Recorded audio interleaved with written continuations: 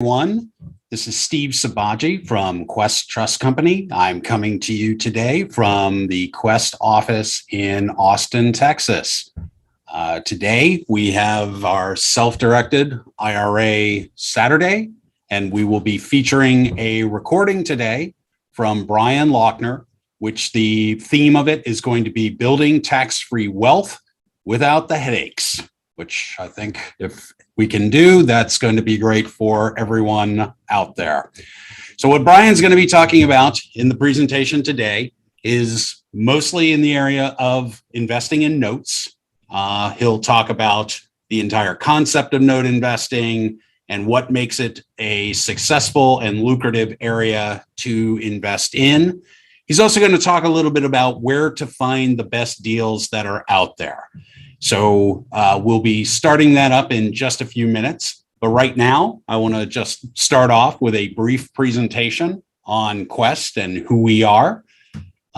First of all, Quest, we are the largest self-directed IRA company in the state of Texas. We are one of the largest also in the country as well.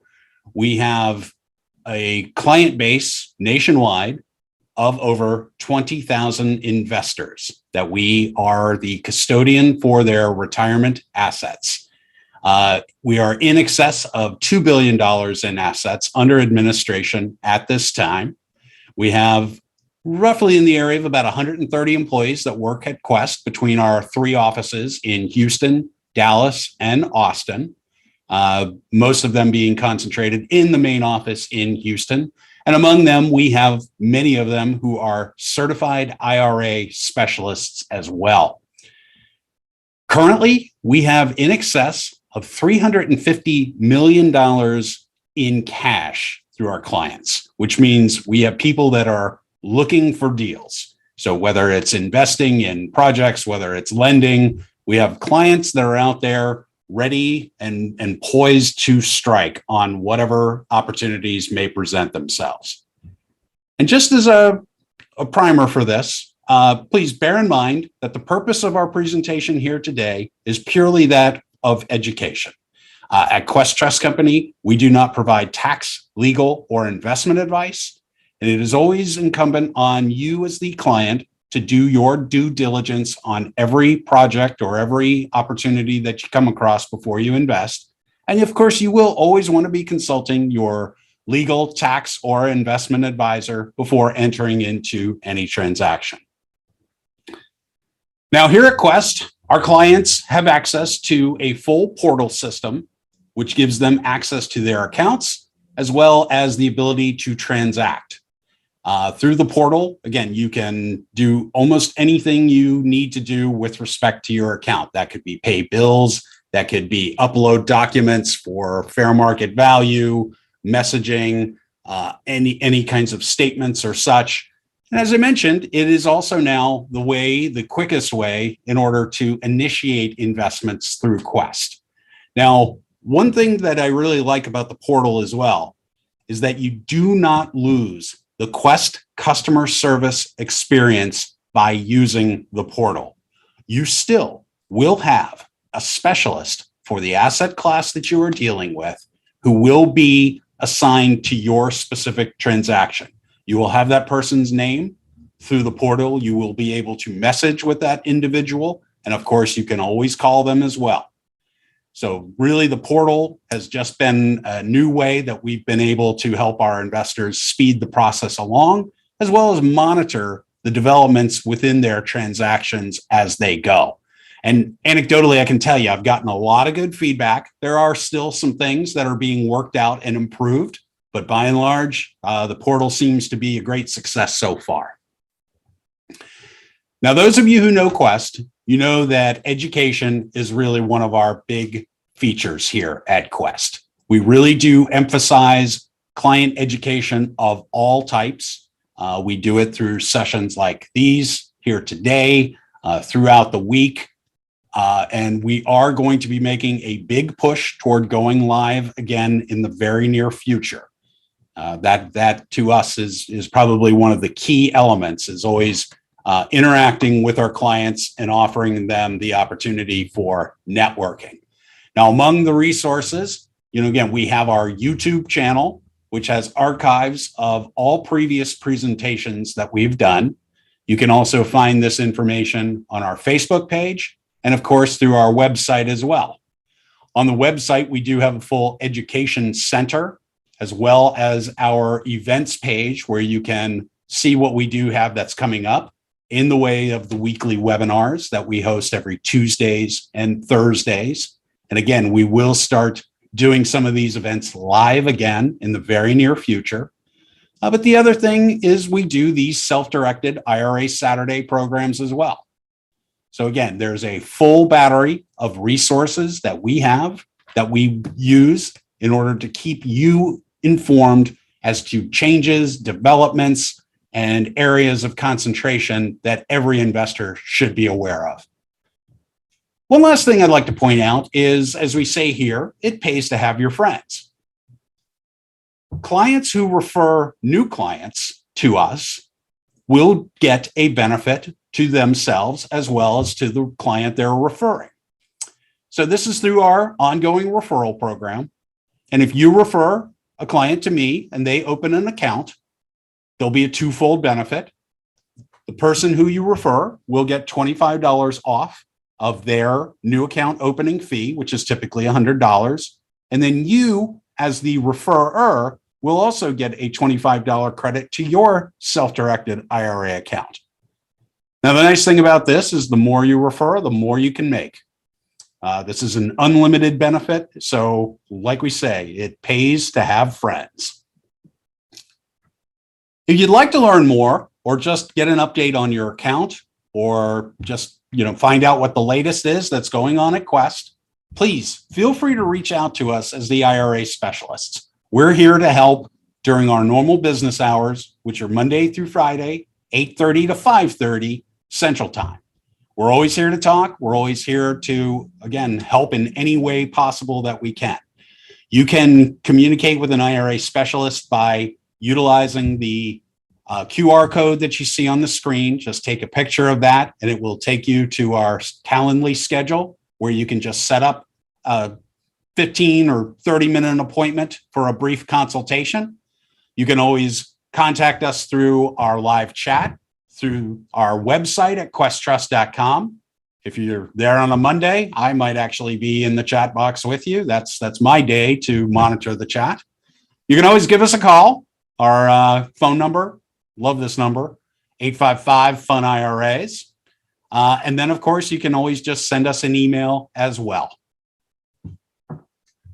So that's the basic information on Quest. We're now going to start into our program. And again, the presentation today is a recording of Brian Lauchner. His topic today is building tax-free wealth without the headaches. Which again, that's a tall order, so I'm sure Brian's up to it. But what he's going to talk about again is the best areas in note investing, where to find the deals, and then how to succeed with what might not seem, relatively speaking, like large amounts of money. So with that, we're going to start the presentation now.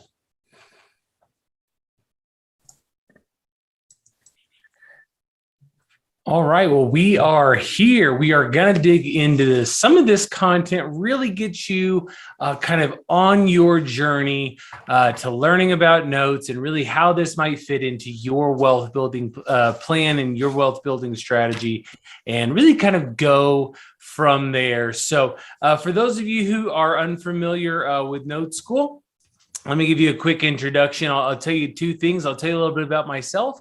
And kind of how I got involved here. I actually started as a real estate investor who was wholesaling and flipping and that kind of stuff, not working much on the wealth, focusing mainly on building my active income until I met the man that you see right there on the screen, Mr. Eddie Speed. And really what you got to know about Eddie Speed is he's been doing this for 40 years and he's now done over 50,000 deals. Yes, 50,000. And so he has a level of knowledge that surpasses almost everybody I've met. And kind of as I got involved with NoteSchool, I slowly but surely got asked to join the teaching team and kind of share some of this knowledge with others to help you build your wealth. And specifically for this conversation, how we are going to build tax-free wealth, really without the headaches. For those of you who maybe you've owned assets in your Quest accounts, that have maybe been a headache, and you said, I'm going to get out of that, I'm going to get over to this thing, and you're trying to figure out what that right fit is for you. Hopefully today you will see that there's a massive opportunity really leveraging these note concepts. And I'm really going to talk about finding deals, because deal flow is always a problem. Money is another big conversation, solely because a lot of you have smaller accounts, mainly because you didn't know you could start a Roth IRA, and now you've got a couple grand in there because that's all you can really put in there this year, right? And so really, what am I supposed to do with that account if I don't have, 10, 20 years of savings in this thing? How do I really leverage this thing without taking on unnecessary risks, right? And we're going to really talk about that. And as you already know, I know for a fact that Quest is informing you about how much money is sitting in IRAs, really doing nothing. And so really money is not going to be near the factor that you might think for building wealth either. On top of that, I've got some strategies I want to show you that will specifically wreck that myth that money is somehow a requirement. While money is involved, it doesn't always have to be your money. So let's really kind of start digging into really what these concepts are, and kind of start with just get everybody on the same page. Really just make sure everybody's paying attention to the same thing. And the first thing is this. What is a note? A note is simply a promise to pay. That's really what you got to understand for today's purposes, right? Most of you don't read your dollar bills, your money, the green paper you carry around with you, or maybe you used to. But that money says it is a Federal Reserve note. There is a promise. There is a debt there. There's a promise to pay. And specifically for that, it's a promise of value. But in the form of a check, for example, if you wrote $1,000 check, it's just simply a piece of paper that has a promise that you will fulfill on that, say, $1,000 payment. And if you have enough zeros at the end of that thing and it doesn't clear, you can go to jail, right? That's called a hot check. But really, for the purposes of today, we're really going to be digging into these concepts regarding more like a car note or a home note, right? A mortgage note, where there's a promise to pay, but there's a level of collateral. There's something protecting those lenders. And in the event of like a car loan, for example, right? If there's a promise to pay on a car note and you don't pay that payment, in the middle of the night, they show up and they take your car, right? The repo man. And in the event, obviously, of a mortgage not being paid, you all get it. You know what a foreclosure is. They're going to come and take your house. You literally agreed to it when you signed the papers. And so where are these notes? How are they originated? Let's kind of dig into some of this, because I want to talk about some of the details so you're better motivated and better educated to really kind of dig in here, right? And so when you take a look at this, specifically today, we're going to talk about notes, and we're going to talk about what we call mom and pop seller finance notes. This is really a category of notes. It's not Wells Fargo. It's not Bank of America mortgages. This is a whole different type of market. And really, this is what we look at in the seller finance mom and pop world, right? This applies to everything, but you get the idea. See, in this instance, this is your typical transaction. You got a buyer, a seller, a house, and a bank, and your seller is going to sell that asset to our buyer, to our investor, right? For those of you who have owned rental properties in your retirement accounts like I have, you know that you end up with a property. Some of you have a mortgage on it as well. But a lot of us, we've got to ask ourselves, how are we going to fund it? And traditionally, what we do see is some sort of mortgage is or a note is going to be generated, right?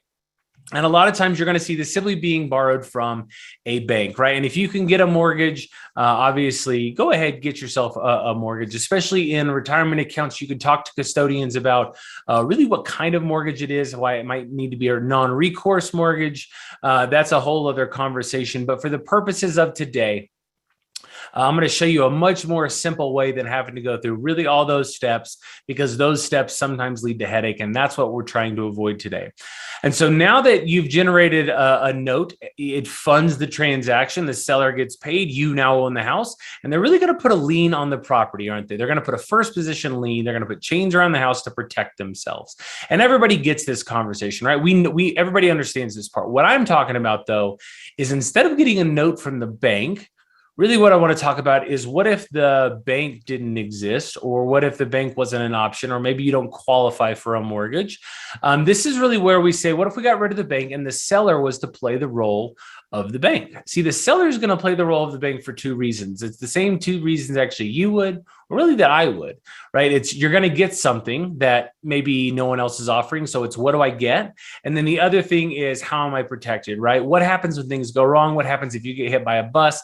And in this instance, this is really where the seller becomes the bank, because this is collateral that they're very familiar with, right? We're basically saying, look, you loan me money. There's a promise to pay from me to you. You loan me this money. I'm indebted to you. And if the worst thing happens and I can't pay, or I get hit by a bus, then what we're talking about is, you've got a bunch of my payments, but you now also get the house. The house protects your money. And the good news is, you are pretty familiar with this house, this collateral, right? It's been fixed up. You know about the repairs that have been made. You actually even know about the repairs that need to be made. And on top of that, you have a general idea of what it's worth. So I'm not asking you to take a Beanie Baby collection or some sort of autographed, baseball card or something like that as collateral, saying, just trust me, it's worth it. This is something that allows you to feel a little bit more comfortable with it, right? And so this is really how a note is created, specifically in the seller finance mom and pop world, right? Without the seller finance part, it's just a traditional mortgage note. What are we talking about? Well, we have the bank, like we showed you prior, right? The bank is going to write a mortgage note. There's a promise to pay from the buyer to the mortgage note. You get the idea. And so this is really kind of the conversation that I want to go down, and I'll kind of talk about, once these notes are created, oh my gosh, how many different things that you can do with them, right? And really where the wealth is to be made, specifically tax-free wealth. So let's kind of pull back the view a little bit, and let's go to more of a 30,000-foot view before I dig too far into the details, because really what I want you to see is, I want you to see the bigger picture, so that as I dig into it, you start to see how all this really fits together. And so really what we call the 6 biggest niches in the note business is really just 6 different areas that we kind of focus on. They're in our world. And if you're going to get involved in the note business, you're going to fall into one of these niches or multiples of these niches, and kind of go from there. And so buying properties with creative financing is really what I just explained. I explained that the buyer is not going to use a bank. The buyer is going to use the seller to provide the financing, right? This is really, instead of traditional real estate, where you're going to go out and get a retail loan, you're going to go get out a retail price, whatever it is. This is really different terms, including the lender terms, right? The seller of the property and you are going to negotiate the terms. And the cool part is, you typically get better terms here than if you were to, get it from a bank, something like that. Now, when I say terms, some of you are thinking in terms of, oh, the interest rate. You can get lower interest, Brian. Well, maybe that's a part of it, but you're also not agreeing to a lot of the things that you might have to agree to with a bank, including the recourse, right? Some banks don't want to loan money and give you a mortgage on an asset that might be in your IRA. Some might, right? In this instance, if I'm working with the seller, I don't have to deal with any of those stipulations. This might just be one more advantage. The whole point is, this is one way that you could acquire property. You could acquire the financing to go with that property. It's just a part of the conversation. Really what we're talking about, though, is, let's say that a seller really does all this on their own. They decide that they're going to sell their property. They don't want to sell it with a real estate agent. They want to sell it to a friend of theirs, and they're going to provide the financing, and they're just going to take payments over time. This is really where seller financing, the other side of the equation, instead of trying to buy it from the seller, you would actually be on the other side. The seller is actually selling it to someone and creating their own seller finance mom and pop note. Now, we call them mom and pop notes solely because it means that they have 1 to 3 or 4 or 5, right? Maybe a handful of assets. We're not talking about assets in the numbers of dozens or hundreds, right? Warren Buffett doesn't fall into this category. This is your everyday average Joe mom and pop investor who's trying to build a wealth, trying to build a portfolio. Now that you see that, obviously, this is the part where I was talking about how really a note is created. There's a promise to pay. Then you can kind of understand the note business, right? Because now this is really where it kind of gets interesting, because the note business is really just the paper side of real estate, right? And instead of the house, we're interested in the paper. And one of the cool things is you can do almost the exact same things with paper as you can with the actual house. For example, you can wholesale or flip a note to someone else. So I could literally buy a note in my IRA. And at a certain point in time, if I knew somebody else wanted it, I could really sell it at a premium, charge some sort of fee for simply creating that transaction. And it just gives your money, that gives your IRA a little bit more, or your HSA, or whatever your tax advantage account is. It gives it a little bit more capital right away, right? You can get all your money back, and then obviously you can make a little bit of a profit. But for those of you who are not interested in really the idea of being super active or trying to move a bunch of properties or assets, let me kind of walk you through really what I want to talk about today is this performing loan concept, this idea that I could actually buy an asset today. It gives me cash flow right away, and it's going to keep giving me cash flow for roughly the next decade to 30 years, right? And why is that? And really, what is the risk reduction piece here, right? The rental properties give you cash flow, don't they? Of course they do, right? As long as the tenants pay, as long as a moratorium isn't invented, right? There's got to be some sort of consistency and some sort of indication that there's a likeliness to pay, right? And with a performing loan, what we're talking about is we're already seeing that when the note was created, maybe there was a down payment, right? And so that was some skin in the game. And maybe there's 6 months worth of payments already made, or a year or 3 years. Last year, I bought a note that had 9 years of seasoning, right? Think about this. If someone's been making, they put a down payment down and they make 9 years of payments. And in this case, specifically for this note I bought in Ohio, they made every single payment during the pandemic. What are the chances they're going to keep making their payments? Well, pretty good. And if I'm the bank, which is really what we are when we buy notes, we're the bank for someone else. And if I'm the bank for them, what do I care about? I only care about getting that money. I only care about getting those payments. And so what I'm looking for, you'll hear Mr. Speed talk about the propensity to pay, right? The likelihood that somebody's going to keep paying their mortgages. And the lower the risk is, the more attractive it is. The cool part is this: you're going to find out you don't even have to give up your returns in order to chase that lower risk. So we're going to talk about this, and we're really going to talk about, again, the best wealth building tool that I've ever seen, specifically in the note space. Actually, I'll take that back. This is the best wealth building tool I've seen in the real estate space, but specifically for IRAs, for HSAs, for Coverdale education accounts. If you're unfamiliar with building wealth in these different types of accounts, please reach out to a Quest custodian. Make sure that you're understanding that there are some very powerful ways to leverage these type of assets to your advantage for the long run, as well as you can take some of that money and use it to your advantage today. Yeah. We're going to talk about it. So really one of the other niches is really this burnout landlord capital. This is really a conversation about just this massive increase of hobbyist landlords who are really struggling with the pain right now of, they love the idea that there's really all this, these assets that they have that are, in theory, they're going to provide cash flow every time the tenant pays. They love the fact that they get the cash flow. They love the fact that they might get a rate of return. They even love the fact that it's protected by the house, the real estate, right? So it's a hard asset. They could drive by it, but they don't like that the tenants don't pay sometimes. They don't like that they have to put more money into an asset that has the same cash flow, which drives down the return on investment. And so this is just a very large group of people that is really, really, really a great target for us to have conversations with. Because it could go as simple as this: Mr. and Mrs. Landlord who bought a rental property and is all burned out on it because maybe they started flipping it years ago and then it didn't work out. And so they decided to put a tenant in there, but now the tenant doesn't always pay, or a pandemic happens or whatever. Mr. and Mrs. Landlord, guess what? I get that you like the good parts of this asset. And I understand that sometimes it comes with some bad, but you're willing to put up with the bad in order to get the good. If I could show you a way to where you could keep all of the good. In fact, you could really keep all of the cash flow. It'll actually be consistent cash flow. And if I can't make it, I have someone else who can make that payment for you. But on top of that, you'll actually keep your rate of return. You're never going to put any more money back into this asset. You're just going to get the cash flow, and it'll still be protected by the real estate, all the good stuff. And if I could show you a way to keep all of the good but remove all of the bad, would you be open to a conversation of what this could look like? And this category of people, when you explain to them that you could go from being the landlord to being the bank, that's literally this avatar of person is going to be the type of person who is your capital source for basically everything you want to do.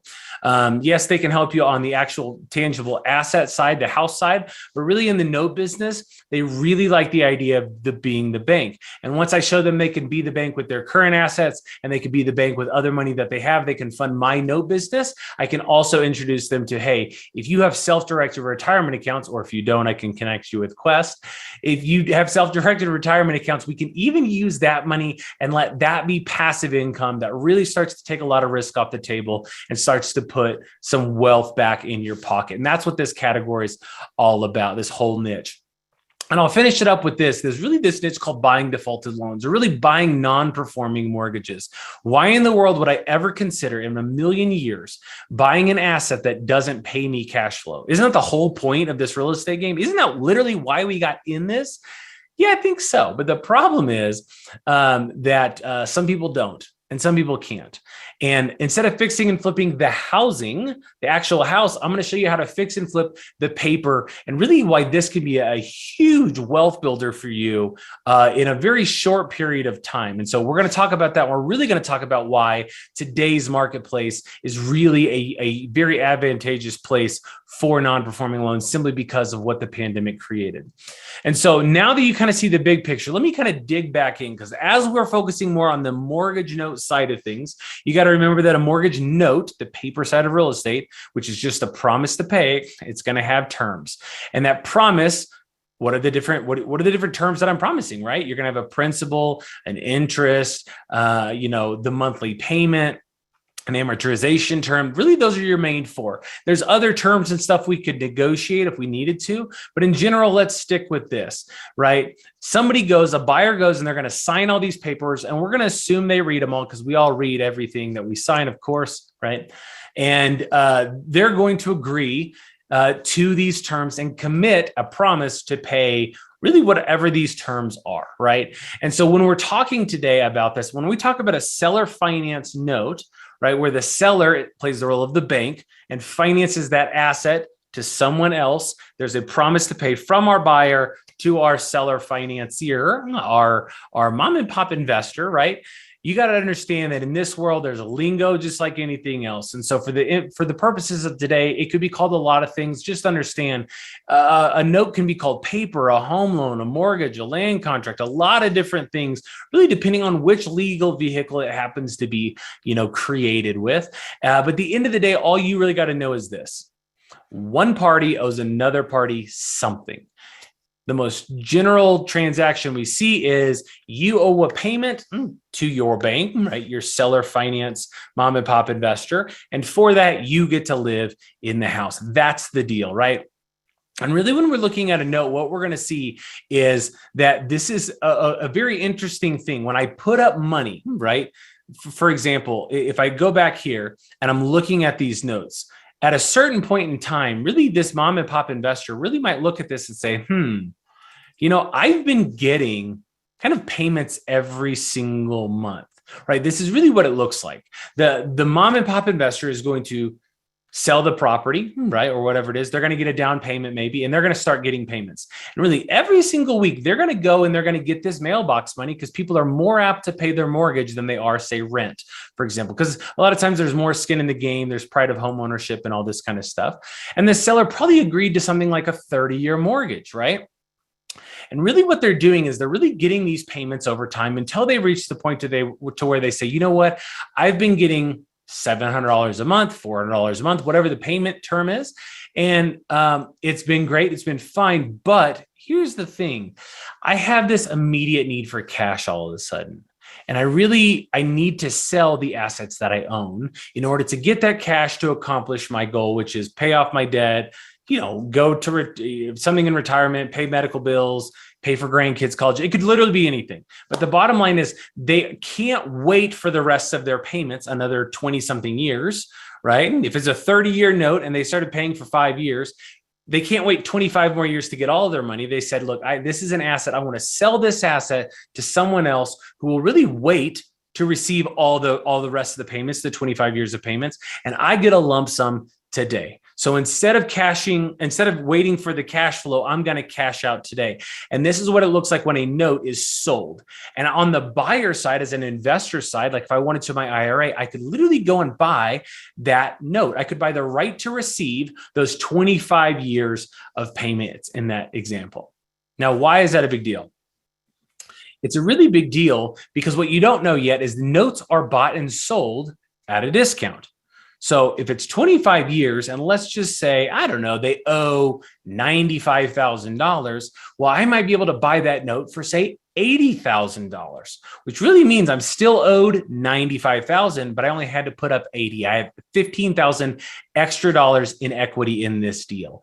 And now I'm willing to wait to receive my payments over time and simply get a passive return. And this is really what makes investing so attractive in the note space is you work one time, you do one deal to commit to buy the right to receive all of those future payments, 25 years in this example.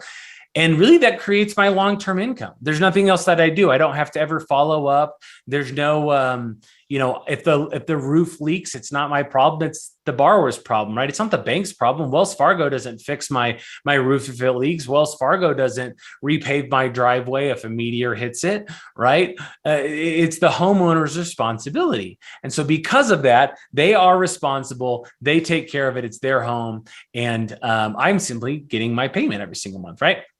This is what it looks like to buy and invest in a note. And really what you can do is you can invest in one of these notes. You can buy a note at a discount. I'll show you in a minute in your IRA and really build wealth. And I'll show you why it's such a powerful tool. So let's really dig into the performing note side of things because I really want you to understand you could just buy one note at a time if you wanted to, right? But let me walk you through some due diligence so you better understand.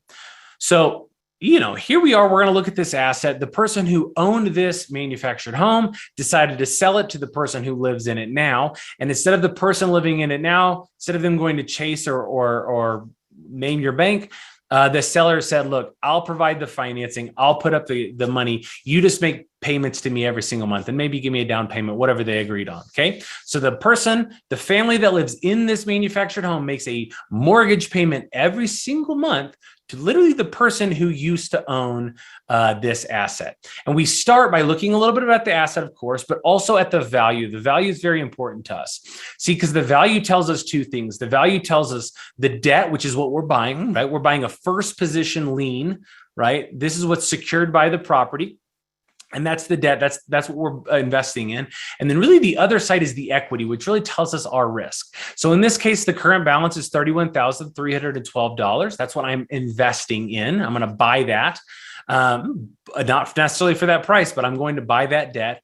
And there's 37 payments made and the property's gone up in value. And so really what that shows me is that my risk is going down. See, my loan to value, my LTV is 65%, meaning that $31,000 into $48,000, that's 65%, meaning I have another 35% of equity to really protect me if things go wrong, right? That's really important. The lower that number goes, the lower my risk goes. And one of my most favorite things about note investing, specifically note investing, is that over time, the longer I'm in a note, the lower my risk goes. And why is that? Because every single month with that mortgage payment, I'm getting a little bit of my principal. They technically owe me less now. And also potentially that property could also go up in value. So that 65% loan to value, that risk, the bigger this gap gets, the lower my risk goes, right? And so when we're going to look at this, what we're looking at is kind of the terms of the agreement, right? What's currently owed is $31,312. That is the unpaid balance on the note.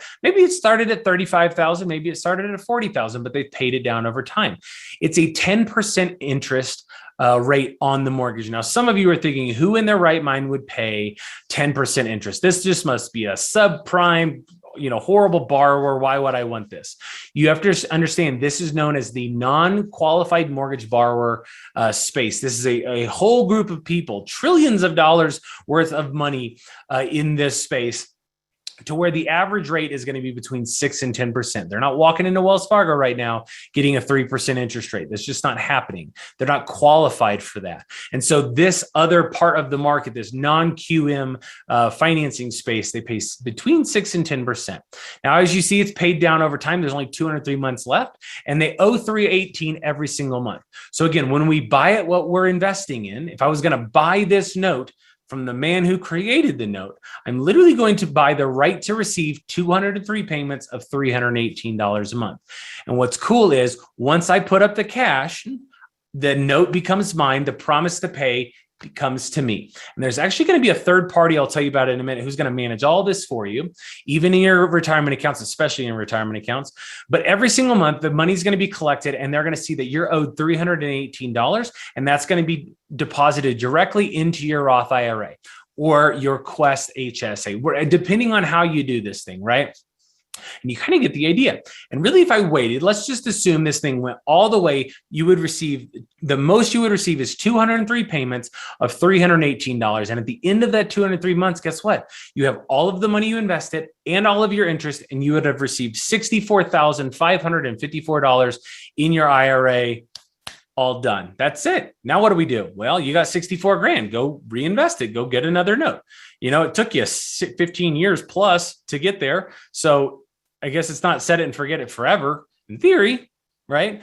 But you're going to do this deal. Now, what makes this attractive? Well, first of all, I told you two things. I talked about risk, and I talked about how it's really important that we understand that we buy things at a discount.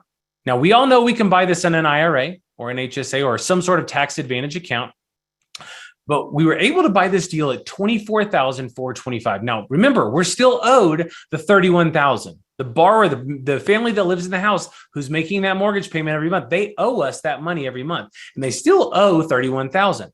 I just bought it at a discount from who I bought it from, and they said, I'm willing to take a haircut today, really to get the cash today. See, I could wait for all of my money if I'm willing to wait 203 months. But because I want it today, I'll sell it at a discount. What would be another example of this? The lottery. If you won the lottery and they said, you want $1 billion, do you really get $1 billion today? No, it's an annuity typically, right? You get that $1 billion over 30 years. Now, if you won all your money today, what can you do? You can take it at a discount, right? You can simply take, I don't know, $500 million or whatever, you know what I mean? And mainly people do that solely because why? Because it's still enough money that's going to radically change your life. So they're willing to take the money today. It's more important than waiting for the long run. Same thing. They would rather have the cash today. That seller finance mom and pop investor would rather have the $24,425 today than waiting a long period of time to get $31,000, right? And you could tell them that up front. You can have $31,000. You absolutely can. You just have to wait the 203 months, right? Just like I'm going to, because I've got to wait. So by buying it at a discount, two things happen. One, the amount of money that I put in versus the value didn't change. Just the amount of money I put in went down. So 24,000 into 48,000 is closer to 50% investment to value. And really, what does that do? It lowered that number.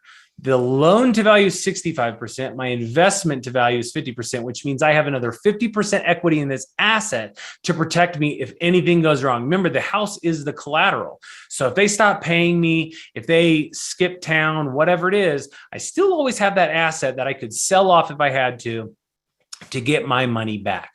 But as you see, this is a 14% return on investment. Now, I don't have to probably convince you that double-digit returns in general is really, really good, especially if it's passive and especially if we can do it tax-free. But what's really unique about this is 14% where you did one deal on one day, and years later, right, you really have gotten all your money. 15 years later, you've still had 14% annualized every single year. That's long-term double-digit returns, right? This is a little bit different than investing like in hard money. I was a hard money lender for a little bit, and I would put money out. and they would give me, the money back. But then 6 months later, I might make 12% or 14%, but then I got to go find another investor, another deal. I have to reassume the same level of risk all over again. The longer I was in those hard money loans, the higher my risk went, because now the house is fixed up and there's really nothing else I can do to it. I'm just going to get it back and it's not selling now, right? This is a lot different. My risk goes down over time. My double-digit returns is set for the next however many years, and we really go from there. And that is really the power of note investing, and really what makes this so beautiful and such a perfect fit for tax advantage accounts. Because really, I don't have to be super active. Right? If you've not talked to them yet about being very active in some of your tax advantage accounts, it's really important you understand what you can and you can't do, and they do a phenomenal job of educating you. So go to some more of their classes if you're unfamiliar, or reach out to them. But what's really cool about this is it's double-digit long-term, tax-free or tax-deferred, depending on the account, right? Returns. But you know what's crazy? Out of all the time of me teaching these classes, there's always one of you. I know it. There's always one of you who looks at that and says, 14%. That's pretty good. I could probably do better though. And I believe you. But here's the thing. For those of you, let's say 14% is not enough, right? For those of you who it's not enough, you really want more, or you really want to build some serious wealth. You're like, Brian, stop playing around. Like, I really want to build serious wealth. I've got generational wealth plans. I want to create a real legacy. How can I really leverage this to my advantage? Well, check this out. I just get to be the one to introduce this to you, but you're really going to hear this a lot at NoteSchool. And this is something you really got to understand. There's this concept called partials, and partials is the best wealth building strategy that I've literally ever seen.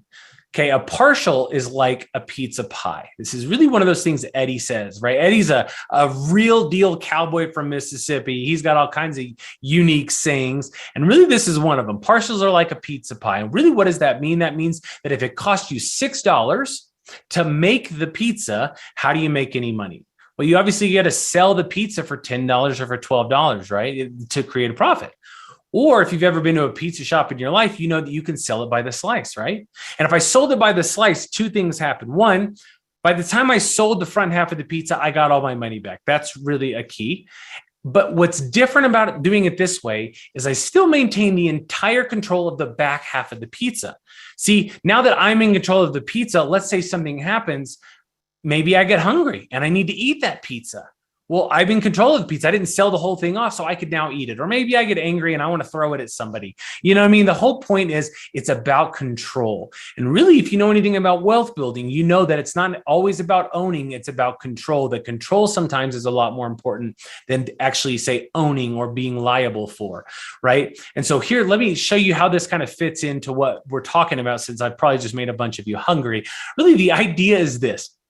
I want to sell the front half of the pizza to get my money, and then I want to keep the back half of the pizza really to keep my options open. And really how this works with notes is this right here. Pay attention to this saying. If you want to make a lot of money in the note business, if you want to build an amazing legacy or create some real wealth for you and your family, you have to learn how to buy long, which means commit to the whole note.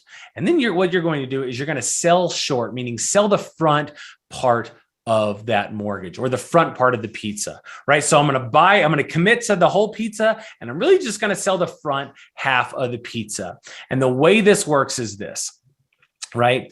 Let's say that here I am, I'm in a spot to where I've got a note.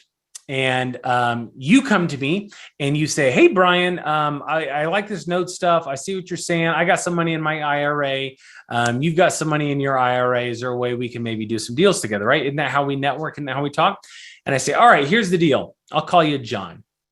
John, here's the deal. I can actually wholesale you a note if you'd like, and you can have the whole note. You can own it in your IRA or your HSA or whatever type of an account it qualifies for. And you can be basically, you can get all the return and you can take all the risk. And if something goes wrong, you can step in and you can solve that problem, and it could be your note, right? So high risk, high reward, right? That's the concept. Or because, John, I know you really want to be passive. That's kind of why you came to me. You want me to do the work so that you don't have to do anything, but you still want to make some money. And I say, I get that. I totally get that. Well, here's the thing. I have a unique way of doing this. And instead of just giving you a note and saying, here you go, run with it, How about instead of you taking on 100% of it, why don't you just buy a part of a loan that I already have, a note that I already have? See, I'm buying a note. And when I buy this note, what's going to happen is I'm going to be willing to give you a part of the note. In fact, what's really cool is I'm going to give you the front part of the loan. The front part of the loan is more valuable than the back part because each payment is mainly interest, not principal. The other variable is this: you're going to get all of your payments and all of your interest and everything, all of your money, 100%, before I ever take any of those monthly payments. This is really going to reduce your risk, and it really holds me accountable. But probably what makes this the most passive performing asset that you're going to have in your portfolio is this: that because you get the front section of the loan, I get the back section of the loan. If something was to go wrong, right? We can't, I don't have a crystal ball. We can't predict the future, but if something goes wrong on the front side of the loan, when you're still involved, let's just say they stop paying or something like that. I know you don't have the knowledge of what to do, but I do. And because I'm selfish and I want to protect my interest in the back side of the loan, I'm going to step in on your behalf. I'm going to solve this problem. I'll figure out what's going on. I'll make it a profitable deal for us, and I'll make us both some money. This will truly be the best, or I would say most passive, investment you have in your portfolio. Whether you do it in a company name, whether you do it in, hopefully not your personal name, that's just not a great idea, but whether you do it in a company name or whether you do it in a tax advantage account, this all applies. And for taking that much lower approach to risk approach to investing, John, here's the question I have.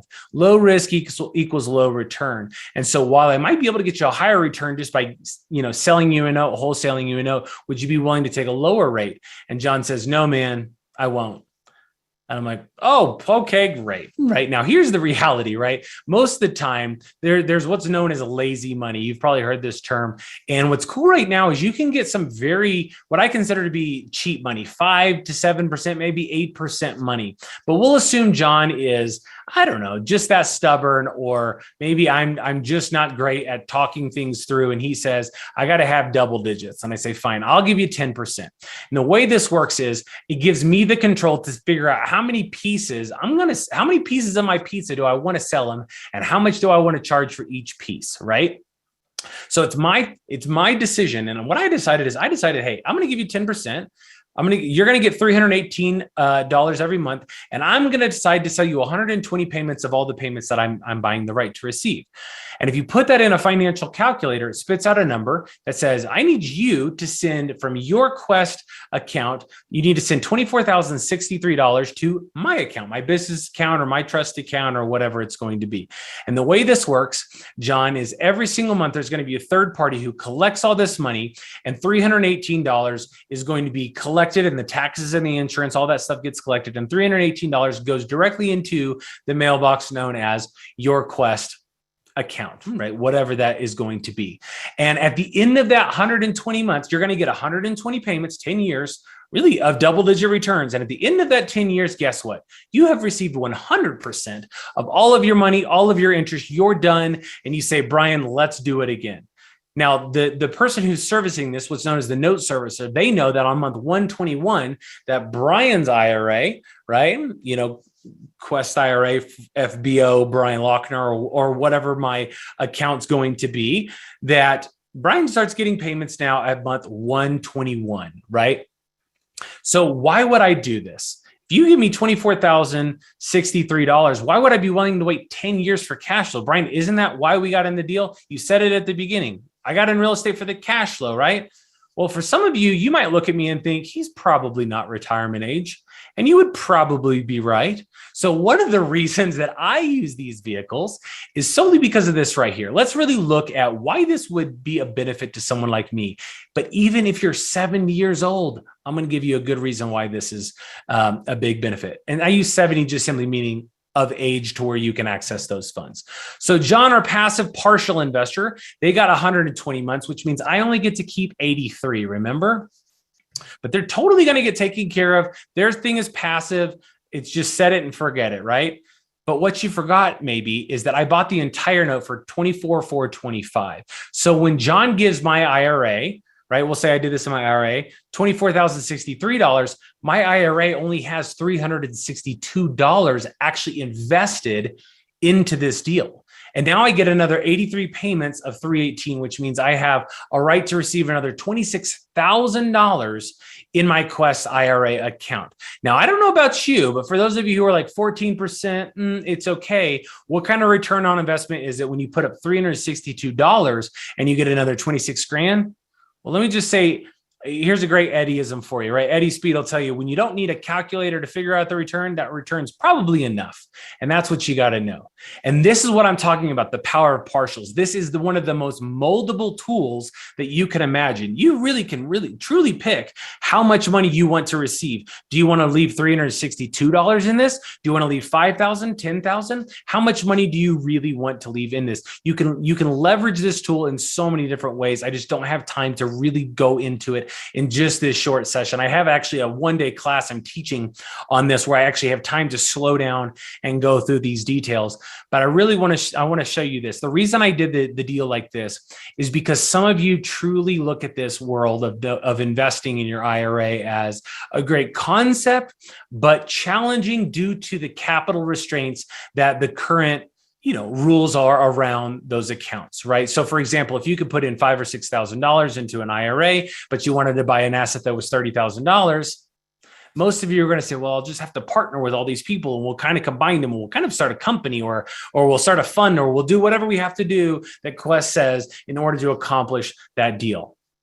But I want to show you that you don't have to do that. You can maintain 100% of control of the deal. And instead of partnering, you can sell off really a lot of those assets to recoup some of your capital. That's what skyrockets your return. And so even if you have a very small account, in fact, what I'm really going to show you is I want to spend time during this one-day class that I'm going to teach. I really want to have time to slow down and say, look, even if you only have $100, I'm going to show you how to take $100, turn it into $100,000, absolutely tax-free from one note deal, right? And it's truly going to be a set it and forget it using a partial strategy. And you're going to watch that Quest account go from $100 to $100,000 over time. And then once you have that $100,000 over time, guess what you can do? Obviously scale it from there. And so this concept applies across the board. This is one of the best ways that Eddie is actually he's doing these type of deals in his grandkids' Coverdale education accounts because Eddie's all about creating a solid legacy. And so that's really what this is for, right? It allows you to put a little bit of money in someone's account, like his grandkids' account, who both of them are under 2 years old.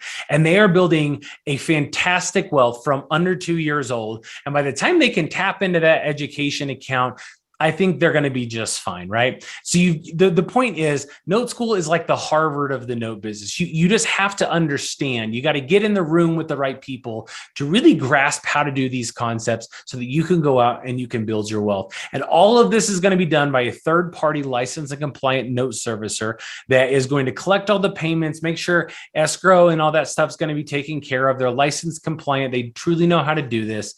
And it really is going to put you in a position to make this outsourced, which is really what you need it to be in your tax advantage accounts, according to some of the current regulation. And again, this is something you can double check with Quest that it needs to remain some sort of passive investment as well as arm's length. I know they talk a lot about that.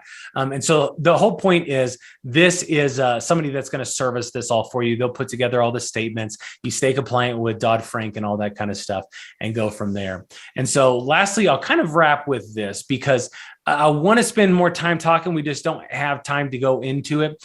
But the non-performing world, like I said, is like fixing and flipping the paper side of real estate. Instead of buying an ugly, distressed property and rehabbing it and making it pretty, well, really a mortgage that isn't paying is simply troubled and ugly and distressed. And we can really rehab that, create our own value, make it pretty, which means more valuable. And then we can simply have a very high quality asset in our portfolio, or we can sell it off.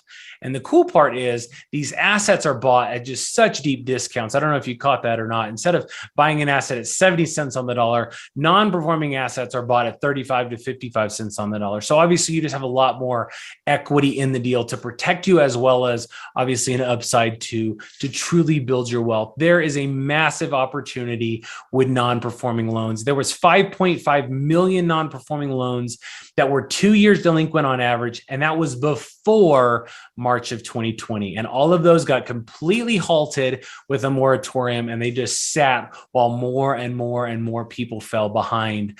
And so there is just a humongous opportunity with non-performing loans. It's a great way to build your wealth, but you got to learn this stuff. So I'll wrap with this because I know I'm out of time. You really just need to take some time to really learn this stuff, right? And I actually have a one-day class coming up where I'm really going to use case studies to break down the details. I obviously get to slow down a bunch and really kind of show you not just how notes are created and how that might be a benefit for you, but how we're going to use an IRA to truly build wealth. I'm going to show you all kinds of different strategies in the notes side of the world, outside of not just wholesaling notes and buying and holding notes, but how we sell these partials, how we do non-performing loans. You get the idea. We're giving away these books just for showing up. The one on the left there is about creating notes, creative financing during and after a pandemic. And then the red one's really about non-performing loans, making money from a post-meltdown. We just have time to go through a lot more of this. And so if you want to come to this one-day class, I've had it on most of the slides.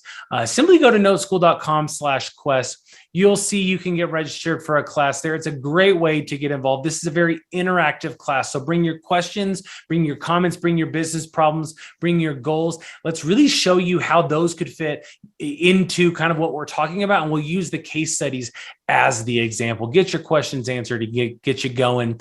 And then obviously you can always circle back with Quest to say, all right, here's what I've learned. Here's what I want to implement.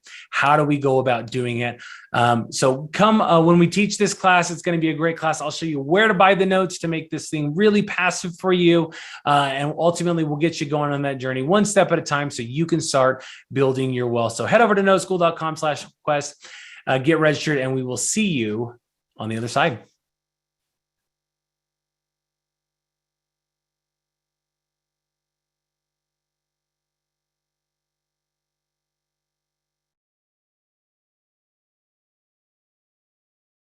Okay. Well, I hope everybody found that helpful. I know that there were a number of things I picked up on. And again, notes has been an extremely popular area with regard to a lot of our investors at this point in time.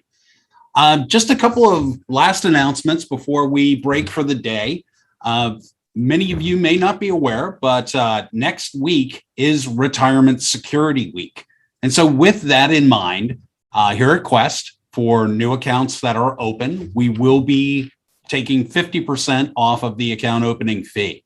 That means you can open an account for $50. That will be going on throughout the course of the week.